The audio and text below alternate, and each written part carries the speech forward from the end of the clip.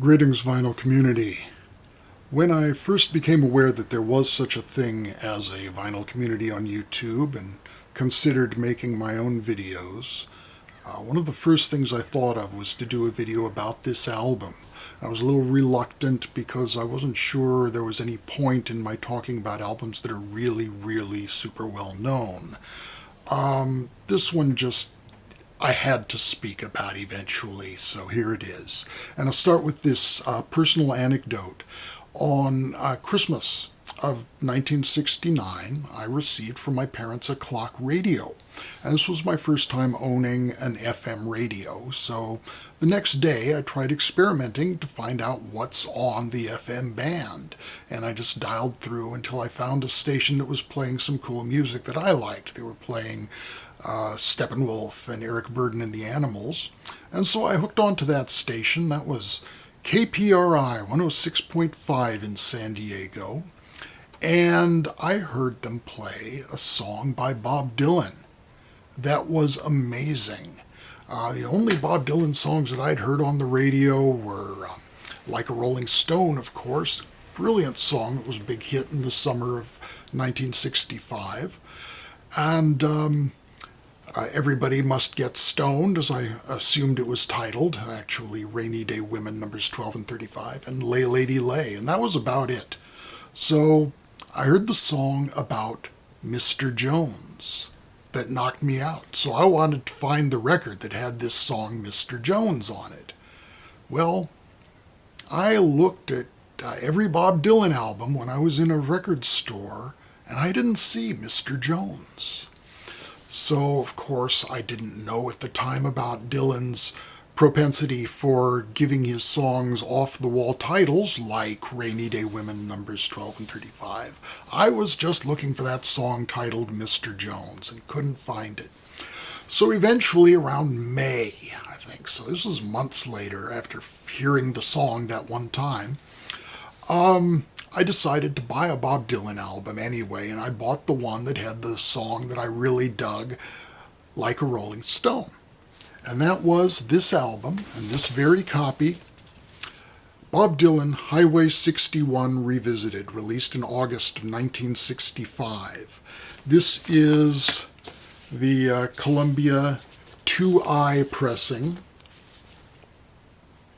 Not a very first pressing because it does not have the word meaningful on the liner notes in the back. It has been corrected to meaningless on my copy.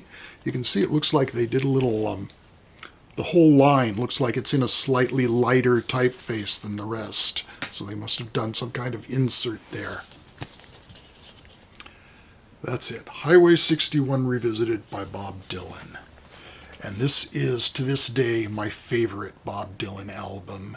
And it begins, of course, with that crack, that riveting opening drum hit that signals the beginning of Like a Rolling Stone. Now, everybody knows Like a Rolling Stone. I was familiar with it from the radio in that summer of 1965. But of course, I was familiar with the radio-friendly single edit, which was only the first half of the song, the first two out of the four verses. So for me, there was no chrome horse, no Siamese cat, no Napoleon in rags, and until I got this album, none of the, what I think must be the heaviest line in the whole song, when you ain't got nothing, you got nothing to lose. But a classic, iconic song that we all know. You might go on to Wikipedia and they'll tell you that it's based on such and such a real person or such other real person, but that's just gossip. Let's call the subject of the song Miss Lonely. And our long familiarity with this song may desensitize us to what a vicious, what a cruel song it really is. Dylan is absolutely relishing Miss Lonely's plight, her fall from some station in society to being out on the streets where presumably Dylan also dwells. And Dylan seeing himself as kind of on a lower social plane is something that will recur a bit in the lyrics of this album. But he gloats over Miss Lonely's finding out what life is like down on the streets. Every "how does it feel" is a twist of the knife.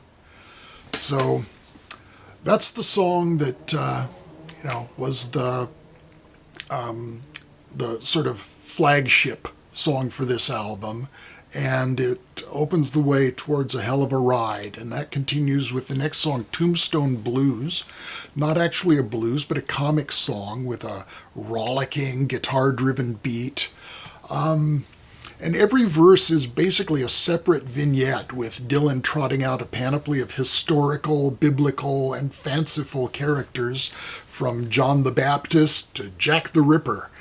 The characters and situations fly by so fast that the effect is just a kaleidoscopic delirium of a story, and it's also very, very funny. Each verse is, technically it's a pair of quatrains with a rhyme scheme of AAAB, CCCB.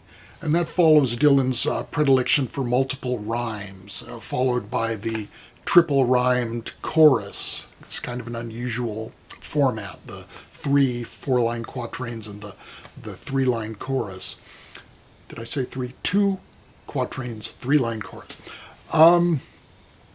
And in the last 2 verses, the second quatrain begins with "I wish I could." And that's the first time Dylan has used the first person in the song. And in the final verse, he also moves into the second person, addressing a "you" for the first time, who is a dear lady. So if you're not a dear lady, maybe you're safe. But maybe not everybody is safe from Dylan's vitriol. The next 2 songs are blues, a slow one and a fast one. And I think the album dips slightly in invention here, but if Dylan had maintained the intensity of the rest of this album side through the entire side, that might have been too much. So the next song is "It Takes a Train. It Takes a Lot to Laugh. It Takes a Train to Cry." That's one of those Dylan titles. And that's a very relaxed, saucy shuffle in A-flat. It's full of train imagery, as the title might suggest. And it boasts a harmonica solo that features long held notes that emulate the sound of a train whistle. And we're clearly in blues territory, although the song is not in the standard 12-bar form. It hangs on the 1 chord for the first 8 bars, and then it throws in a sneaky bar of 2/4 when we finally get to a chord change in the turnaround. And the lyrics gave us the title of Steely Dan's first album, Can't Buy a Thrill. Next song is The Fast Blues from a Buick 6. This one is a basic 12-bar format in C with a strong rock and roll feel. And I don't have a lot to say about the song itself, but I want to pick out one particular lyric line, which is "Unload my head." And in context, it's, "I need a steam shovel, mama, to keep away the dead. I need a dump truck, baby, to unload my head." And in 1969, 4 years after this album came off, Rolling Stone did their first big interview with Bob Dylan, conducted by Jan Venner. And Dylan is not the most easy of interview subjects, I think. And at one point, Venner commented on the awkwardness of the interview that was happening. Dylan replied, "Well, I don't find anything awkward about it. I think it's going real great." And Venner quoted from a Buick 6 in his reply. He says, "The purpose of any interview is to let the person who's being interviewed unload his head." And Dylan replied, "Well, that's what I'm doing." And Venner says, "and trying to draw that out is," and Dylan interrupts, "Boy, that's good. That'd be a great title for a song, Unload My Head. Going down to the store, going down to the corner to unload my head. I'm going to write that up when I get back." Laughter. "Going to Tallahassee to unload my head." And a few minutes later, Venner's asking him another question about whether he would ever stop making records. And Dylan says, as part of his response, but I don't foresee that. I'll be recording because that's a way for me to unload my head. Venner then says, you said in one of your songs on Highway 61, I need a dump truck mama to unload my head. Do you still need a dump truck or something? Laughter. And Dylan's reply is, what album was that? So maybe Dylan actually forgot, but I think he was probably trolling Jan Venner there. So I'm back in 1970, because this was after the Christmas of 69. 1970, and I've got the album, and I'm playing it for the first time, and the next song comes on. That's the one! It's Mr. Jones. Ballad of a Thin Man was Mr. Jones. And the first time I played this album, after all that other great stuff that I just talked about, here was the song I was looking for. That ominous minor key piano by Dylan and the spooky organ fills from Al Kooper, which really prefigure the kind of slippery organ sound that was Garth Hudson's trademark. And so you'd hear that when Dylan hooked up with the Hawks, who later became the band. Mr. Jones. This is another put-down song. Dylan has no shortage of those. But the relentless put-down of Mr. Jones it's devastating, and it is unrelieved by the tiny kernel of pity that Dylan feels for Miss Lonely in Like a Rolling Stone. You know, he actually kind of has some feelings for her, but not so for Mr. Jones. But still, in the end, it's a less brutal song than Like a Rolling Stone, because Dylan is merely expressing contempt for Mr. Jones and the type of person he is, as opposed to cruelly mocking Miss Lonely's misfortune. The lyrics here are stunning and surrealistic, full of grotesque, freakish, unnamed characters who taunt Mr. Jones for his incomprehension. Musically, this is the only song on the album to feature a bridge, or what the Beatles would call a middle eight. That is something that Dylan would explore a lot more on his next album. A lot of songs on Blonde have bridges, but this is the only one here. Bridge sections in pop songs commonly move to the subdominant key. That's kind of a traditional move, but Dylan's sticks to the home key, which is B minor for this song, if you're playing along at home. So, we flip the album over. Side 2 begins with Queen Jane approximately. Again, there's a parallel to Like a Rolling Stone. Dylan is addressing a woman who has not fallen from grace yet, but Dylan warns her that a fall may be imminent. And he sings about all the people that Queen Jane feels herself superior to, clowns, bandits, and even her own family, and predicts that they'll rebel. And when they rebel, and when you're not so high and mighty anymore, then you can come see me. Now, as with side 1, side 2, for its central section, is taken up with 2 blues-based songs, this time a fast one first and the slow one second. And that fast one is a real rocker. It's Highway 61 Revisited title track, and it opens with whee, the blast on the police whistle, those little siren rings that I used to get for 10 cents at the little toy rack at the store, credited as a police car on the album notes. Oh, I didn't go through the credits on the album. The credits on the album are Bob Dylan, guitar, harmonica, piano, and police car; Michael Bloomfield, guitar; Al Kooper, organ and piano; Paul Griffin, piano and organ; Bobby Gregg, drums; Harvey Goldstein, bass; Charlie McCoy, guitar; Frank Owens, piano; and Russ Savakis on bass. And there may be one or two other people who didn't get credited. And I also forgot to tell the story of the recording session for Like a Rolling Stone and how Al Kooper sort of insinuated himself into it when he wasn't part of the session officially.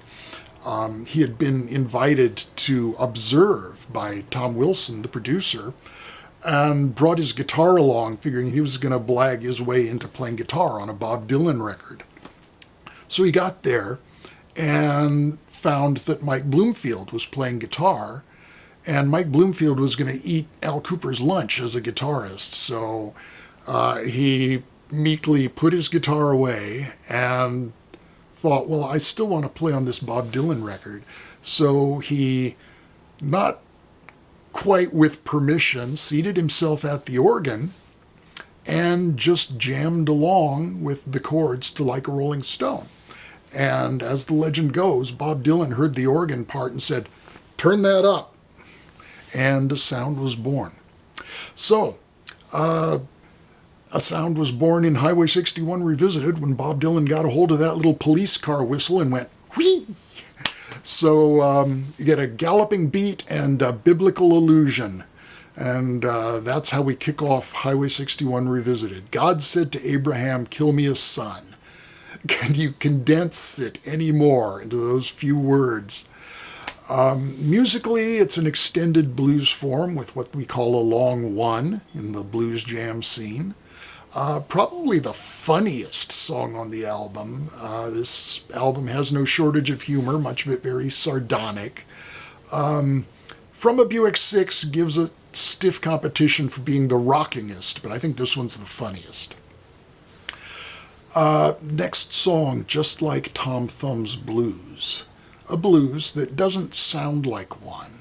It boasts a slightly classical-sounding piano intro that gives way to verses that are in the standard 12-bar form with a quick 4, again in the blues jam scene. Dylan warns of the dangers in a dark demi-monde and ends up scorning his own friends who failed to help him when he was in trouble with drink and drugs himself. I'm going to do an edit there. There's an interesting cover of this song on Judy Collins' 1966 album, In My Life. It's the opening track on the album, and it features an orchestral arrangement by Joshua Rifkin, which begins with Judy Collins' voice being accompanied only by flutes. Really interesting choice of instrumentation. She calls the album simply Tom Thumb's Blues, when Dylan titled it Just Like Tom Thumb's Blues. Another notable cover of a song from this album is the Jimi Hendrix Monterey version of Like a Rolling Stone. That was the first time I ever heard anyone attempt Like a Rolling Stone other than Dylan himself. And what I enjoy about Jimmy's interpretation, Jimmy is obviously a much more easygoing cat than Dylan, a lot less uptight and a lot less spiteful. Because it's a spiteful song, and Jimmy doesn't treat it like one. And I just like the way that he changes the line Napoleon in rags and the language that he used to the sweet talk that he used. So, back to Highway 61 and the back stretch of Highway 61, the final song, the epic, Desolation Row. And this song is over 11 minutes long, by far the longest song Dylan had recorded to this point, although his next album would include a song of almost exactly the same length in The Sad-Eyed Lady of the Lowlands. It's the only acoustic song on the album. Dylan's strummed acoustic guitar is joined by melodic flourishes on another acoustic guitar by Charlie McCoy. Some sources say it's Mike Bloomfield on the lead guitar, but I think Charlie McCoy is better documented. And the only electric instrument being the bass by Russ Savakis. No drums on this one. It's a softer and darker sound world than anything else on the album, and the restrained musical setting lets the extraordinary powerful, apocalyptic lyrics take center stage. Dylan trots out an endless parade of characters from history, legend, pop culture, and his own imagination. Dr. Filth, a doctor named Filth who maintains a cyanide hole, surely shows the sinister image of William S. Burroughs, whom Dylan had met at this time. Sometimes the real and fictional characters get confused or conflated, such as when Einstein is disguised as Robin Hood or the Phantom of the Opera appears as a priest. Now, in my own mind's eye, this is just my personal picture of the song.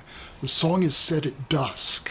It's half light, the day just beginning to fade, and there's a sense of anticipation of some event. The myriad characters are preparing for some evening's entertainment, and that's repeatedly appearing in the lyrics. They're going to the carnival tonight. They're getting ready for the feast. They're getting ready for the show. The circus is in town. There's a Phantom of the Opera, so there must be an opera somewhere. As the name suggests, Desolation Row is not a pleasant place, not a healthy place to be. The shadows of death and violence are pervasive in the lyrics, from the poisoning of Casanova to the heart attack machines to the unseen altercation with Romeo that leaves Cinderella sweeping up after the ambulances take away the victims.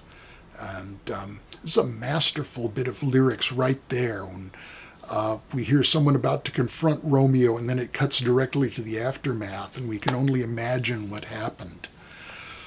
As he had twice before on the album, Dylan puts himself in the song only at the end, setting the final verse as a reply to a letter, and closing by spurning the writer, telling him not to bother writing again until he himself becomes a fellow denizen of the nightmarish world of Desolation Row.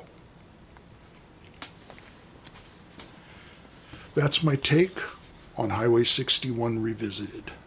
Definitely a Desert Island Disc, one of my favorite albums of all time. You wouldn't think it to listen to my own music, but Dylan was essential to giving me the prod to make music of my own. So, thanks, Bob. Speaking of music of my own, here's the plug for Rat's Alley. Thank you very much for watching. Be well. Talk with you again soon. Bye-bye for now.